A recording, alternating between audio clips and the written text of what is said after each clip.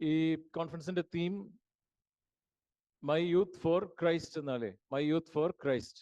അതിന്റെ എതിരെന്താണ്? അതിന്റെ ഓപ്പോസിറ്റ് എന്താണ്? എന്താണ് മൈ യൂത്ത് ഫോർ ക്രൈസ്റ്റ്? അതിന്റെ എതിര് my youth for myself. My youth for myself. അപ്പോ മൈ യൂത്ത് ഫോർ മൈസെൽഫ് എന്നാണ് ഇന്ന് പലപ്പോഴും ചെറുപ്പക്കാര് ചിന്തിക്കാറുള്ളത്. ഞാൻ നിങ്ങൾക്ക് അതിനായിട്ടുള്ളൊരു വാക്യവും ഞാൻ വായിച്ച് കേൾപ്പിക്കാം. നിങ്ങൾക്ക് വേണമെങ്കിൽ ഞാൻ ഒരു 3 വാക്യം ഞാൻ വായിക്കും, നിങ്ങൾക്ക് ആ വാക്യം ഒന്ന് നോട്ട് ചെയ്യാം. സഭാപ്രസംഗി 11:9, 12:1 ആണ്. സഭാപ്രസംഗി 11:9. ഞാനത് വായിക്കാം. യൗവനക്കാരാ, നിന്റെ യൗവനത്തിൽ സന്തോഷിക്കുക, യൗവനകാലത്തിൽ നിന്റെ ഹൃദയം ആനന്ദിക്കട്ടെ, നിനക്ക് ഇഷ്ടമുള്ള വഴികളിലും നിനക്ക് ബോധിച്ച വണ്ണവും നടന്നുകൊള്ളുക. നിങ്ങൾക്ക് അത് കേട്ടപ്പോ സന്തോഷമാണോ? നിനക്ക് ഇഷ്ടമുള്ള വഴിയിലും നിനക്ക് ബോധിച്ച വണ്ണവും നടന്നുകൊള്ളുക. My youth for myself. പക്ഷെ ആ വാക്യം അവിടെ തീർന്നില്ല. അതിനെ തുടർന്ന് എന്താണ് പറയുന്നത്? എന്നാൽ ഇവ ഒക്കെയും നിമിത്തം ദൈവം നിന്നെ ന്യായവിസ്താരത്തിലേക്ക് നടത്തും എന്ന് അറിയുക. അതിന്റെ 12-ാമത്തെ അധ്യായത്തിന്റെ 1-ാമത്തെ വാക്യം, നിന്റെ യൗവനകാലത്ത് നിന്റെ സൃഷ്ടാവിനെ ഓർത്തുകൊള്ളുക. നിന്റെ യൗവനകാലത്ത് നിന്റെ സൃഷ്ടാവിനെ ഓർത്തുകൊള്ളുക. അപ്പൊ ഇന്ന് പൊതുവെ ചെറുപ്പക്കാർ മുഴുവൻ ഇങ്ങനെയാണ് ചിന്തിക്കുന്നത്. എൻ്റെ യൗവനം എനിക്ക് ബോധിച്ച വഴിയിൽ, എനിക്ക് ഇഷ്ടമുള്ള രീതിയിൽ, പൊതുവെ ഇങ്ങനെ പറയാറുണ്ട്, ഇത് എൻ്റെ ശരീരം, എനിക്ക് ഇഷ്ടമുള്ള രീതിയിൽ ഞാൻ വസ്ത്രം ധരിക്കും, എനിക്ക് ഇഷ്ടമുള്ള രീതിയിൽ ഞാൻ പെരുമാറും. പക്ഷേ മൈ യൂത്ത് ഫോർ ക്രൈസ്റ്റ് എന്നുള്ള രീതിയിലേക്ക് നാം മാറണമെങ്കിൽ നമുക്ക് ഈ ഒരു ദൈവത്തിന്റെ സ്നേഹത്തെക്കുറിച്ചും ദൈവത്തിന്റെ സ്നേഹാഹ്വാനത്തെക്കുറിച്ചും ഒക്കെ നാം കേട്ടു. അതിനോടുള്ള ഒരു പ്രതികരണം എന്നുള്ള രീതിയിൽ നമ്മുടെ ജീവിതത്തെ ദൈവത്തിന് സമർപ്പിച്ച്, ദൈവമേ, എൻ്റെ ഈ ഒറ്റ ജീവിതം, ഈ ഒരൊറ്റ ജീവിതത്തിൽ എനിക്ക് അങ്ങേക്കായിട്ട് ജീവിക്കണം, അങ്ങയുടെ നാമത്തെ മഹത്വപ്പെടുത്തണം എന്നുള്ള ഒരു താല്പര്യം നിങ്ങൾ ചെറുപ്പക്കാർ എന്നുള്ള നിലയിൽ നിങ്ങൾക്കുണ്ടാവണം. അപ്പം ആ രീതിയിൽ നാം എൻ്റെ ശരീരം എനിക്കുള്ളതാണ്, എൻ്റെ യൗവനം എനിക്കുള്ളതാണ് എന്ന ചിന്തയ്ക്ക് പകരം ദൈവവചനം നമ്മോട് പറയുന്നത് 1 കൊരിന്ത്യർ 6:19-20 വാക്യങ്ങൾ. 1 കൊരിന്ത്യർ 6:19-20 വാക്യങ്ങൾ. അവിടെ എന്താണ് നാം വായിക്കുന്നത്? ദൈവത്തിന്റെ ദാനമായി നിങ്ങളിൽ ഇരിക്കുന്ന പരിശുദ്ധാത്മാവിന്റെ മന്ദിരമാകുന്നു നിങ്ങളുടെ ശരീരം എന്നും നിങ്ങളെ വിലക്കി വാങ്ങിയിരിക്കിയാൽ നിങ്ങൾ താന്താങ്ങൾക്കുള്ളവരല്ല എന്നും അറിയുന്നില്ലയോ? അപ്പം ഈ വചനം വളരെ വ്യക്തമായിട്ട് നമ്മോട് പറയുന്നത്, നമ്മെ വിലക്കി വാങ്ങിയിരിക്കുന്നു, നാം നമുക്കുള്ളവരല്ല, നിങ്ങൾ താന്താങ്ങൾക്കുള്ളവരല്ല എന്ന് അറിയുന്നില്ലയോ? തൊട്ടടുത്ത വാക്യം, 20-ാമത്തെ വാക്യം, ആകയാൽ നിങ്ങളുടെ ശരീരം കൊണ്ട് ദൈവത്തെ മഹത്വപ്പെടുത്തുകയും. അപ്പൊ എൻ്റെ ശരീരം എൻ്റേത്, എനിക്കിഷ്ടമുള്ളതുപോലെ ഞാൻ ചെയ്യും, എൻ്റെ യൗവനം എനിക്കായി എന്നുള്ളതിന് പകരം ദൈവവചനം പറയുന്നത്, ഞാൻ എനിക്കുള്ളവനല്ല, എൻ്റെ യൗവനം ക്രിസ്തുവിനായി, ക്രിസ്തുവിന്റെ നാമം മഹത്വപ്പെടുത്തണം എന്ന് ഇവിടെ നാം വായിക്കും. അപ്പോൾ നിങ്ങൾ ചെറുപ്പക്കാരെന്ന നിലയിൽ നിങ്ങളുടെ കോളേജിൽ നിങ്ങൾക്ക് കിട്ടുന്ന അവസരങ്ങളിൽ അവിടെ ഈ കർത്താവിന്റെ നാമം ധരിച്ച് കർത്താവിന്റെ നാമത്തെ മഹത്വപ്പെടുത്താനായിട്ട് ഉള്ള അവസരം നമുക്ക് ഇപ്പോഴേ കിട്ടുള്ളൂ. നമുക്ക് ഇങ്ങനെയുള്ള സാഹചര്യങ്ങളിലേ കിട്ടുള്ളൂ. അപ്പൊ ഇവിടെ ഇതിനു വേണ്ടിയാണ് നാം ആഗ്രഹിക്കേണ്ടത്. നമ്മൾ 1 ശമൂവേൽ 2-ാം അധ്യായത്തിന്റെ 30-ാം വാക്യം, ഈ വാക്യം കൂടെ ഞാൻ കാണിക്കുന്നുള്ളൂ. 1 ശമൂവേൽ 2-ാം അധ്യായത്തിന്റെ 30-ാം വാക്യം, അതിന്റെ അവസാന ഭാഗത്ത് പറയുന്നു, എന്നെ മാനിക്കുന്നവരെ ഞാൻ മാനിക്കും, എന്നെ നിന്ദിക്കുന്നവർ നിന്ദിതരാകും. എന്നെ മാനിക്കുന്നവരെ ഞാൻ മാനിക്കും.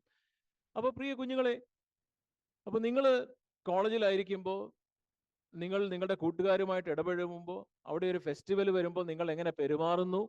നിങ്ങൾക്ക് പാട്ട് പാടാനുള്ള കഴിവുണ്ട്, എല്ലാവരും സിനിമ പാട്ട് പാടുമ്പോൾ നിങ്ങൾ അവരുടെ കൂട്ടത്തിൽ പാടുമോ?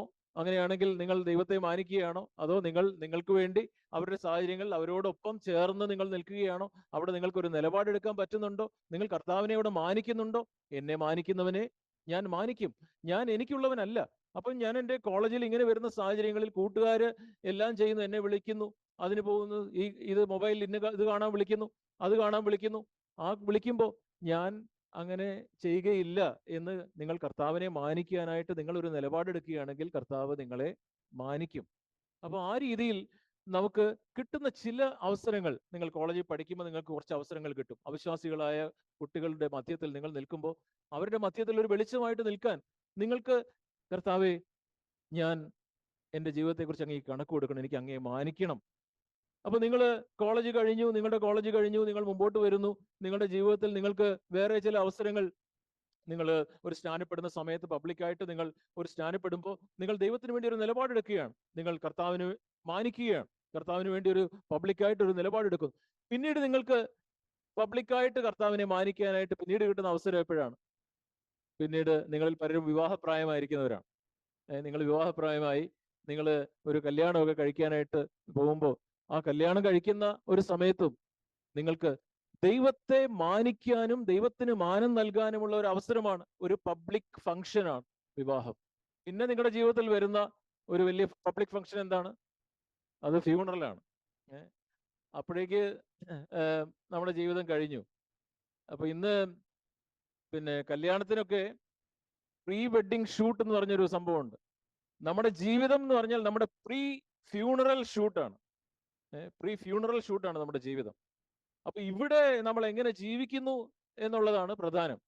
അപ്പൊ ഞാൻ ഈ വിവാഹത്തിന്റെ കാര്യം പറഞ്ഞത്, ഈ ഒരു പബ്ലിക് ആയിട്ടുള്ള ഒരു വിവാഹം നടക്കുമ്പോൾ നമ്മുടെ ചെറുപ്പക്കാരായിട്ടുള്ള യുവാക്കന്മാർക്കും യുവതിമാർക്കും ഒക്കെ എൻ്റെ ഈ ഒരു പബ്ലിക് ഫംഗ്ഷനിൽ എനിക്ക് ദൈവത്തിന്റെ നാമത്തെ മഹത്വപ്പെടുത്തണം, ഇത് ദൈവത്തിന്റെ നാമത്തെ മഹത്വപ്പെടുത്താനുള്ള ഒരു അവസരമാണ് എന്നുള്ള ഈ ഒരു കാഴ്ചപ്പാടിന് പകരം ഇന്ന് പലരും ഈ ഹോളി വേർഡ്, അല്ലേ, ഇത് ഹോളി വേർഡ്, ഈ ഹോളി വേർഡിന് പകരം ഇന്ന് ഫോളോ ചെയ്യുന്നത് ഹോളിവുഡിനെയാണ്.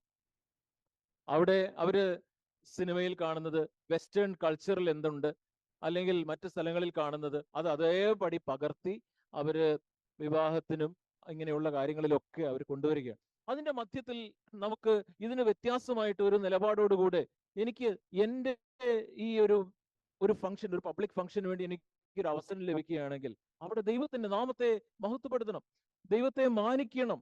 ഇവിടെ ഫോട്ടോഗ്രാഫേഴ്സ്, വീഡിയോഗ്രാഫേഴ്സ്, അവർക്ക് ഈ ഒറ്റ ദിവസമാണ് മാക്സിമം പൈസ ഉണ്ടാക്കാൻ പറ്റുന്നത്, ഒറ്റ ഫംഗ്ഷൻ. കേറ്ററേഴ്സിന് അങ്ങനെയാണ്. എന്നാൽ നിങ്ങളെ സംബന്ധിച്ച് ദൈവത്തിന്റെ സാന്നിധ്യം നിങ്ങൾ നിങ്ങളുടെ ജീവിതത്തിലേക്ക് ഏറ്റെടുത്ത് നിങ്ങളുടെ കുടുംബജീവിതത്തിലേക്ക് കൊണ്ടുപോകേണ്ട വളരെ സോളമായിട്ടുള്ള, അവിടെ ദൈവത്തിന്റെ സാന്നിധ്യം ചോദിക്കുകയും അനുഭവിക്കുകയും ചെയ്യേണ്ട ഒരു സമയമാണ്.